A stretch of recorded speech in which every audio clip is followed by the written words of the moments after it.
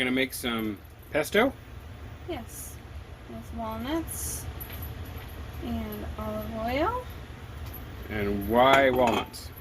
I like to use walnuts because we always have them on hand, and pine nuts are expensive, and we don't really use them for anything else, so they'll go bad before I get them used up. So I just use walnuts. It tastes just as good with walnuts.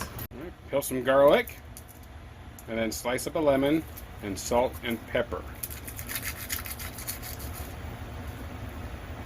And some pepper. And then we'll blend it up and see what we've got.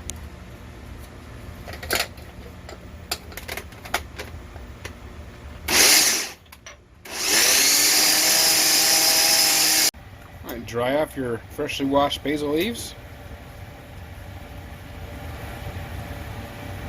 Don't have to be perfectly dry. Mostly dry.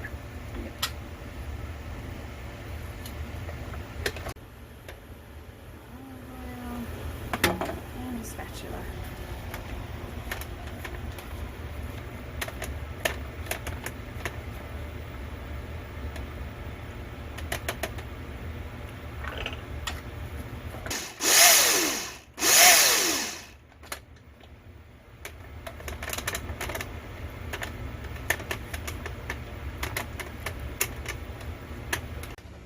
Alright, just keep stirring it and just keep adding in the leaves. So it's all done. And then you taste it and see what it needs. Yep. You just taste it and see if it needs more garlic or salt or olive oil or something, and there you go. Make it to your liking. Almost there. It's starting to smell amazing. It smells so good. When it starts to go into the center, fold in by itself, then it's about done. And you just taste it and thinks it needs what? I think it needs more basil and lemon juice. Okay. You can tell me. Alright, so I've added, now I have half a lemon for lemon juice and more basil and a little more salt. Yep. Okay. I put it into these little freezer safe jars because a little pesto goes a long way. And it's good in the freezer for 10 to 12 months. So you just fill these up, and then you've got fresh garden pesto all winter long. Okay, so we ended up with 5 little jars that we're going to put in the freezer then, and this will last us through the winter.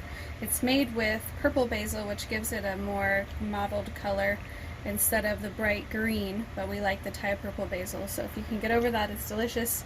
I also made it with walnuts instead of pine nuts. A lot of people don't like pine nuts. I just prefer the taste with walnuts. You could try it with any type of nut that you like. You just do nuts, olive oil, lemon juice, salt, pepper, garlic, and your basil leaves from your garden. This is a great way to use all those up at the end of the year before the snow hits. I used raw walnuts, and I did not add Parmesan cheese. Typically, pesto always has Parmesan cheese in it, but we wanted to make it dairy-free, so you certainly could add that afterwards or mix it in with yours if you prefer it with Parmesan cheese. Okay, we're also using up the rest of our tiny cherry and Roma tomatoes from the garden. Since it's the end of the year, we needed to pick the rest of them.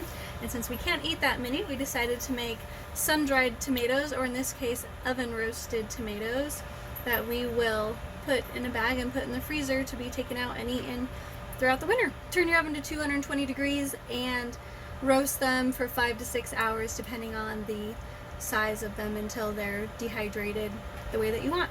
And I just sprinkled them with a little bit of salt, and you can pull them out of the freezer and throw them in some olive oil and put them in the fridge or on the counter, and they're good for about 2 weeks in olive oil. And you can also add seasonings that you like: garlic, rosemary, Italian seasoning, things like that. You can throw in with the olive oil with them and use them as hors d'oeuvres or snacks or what have you.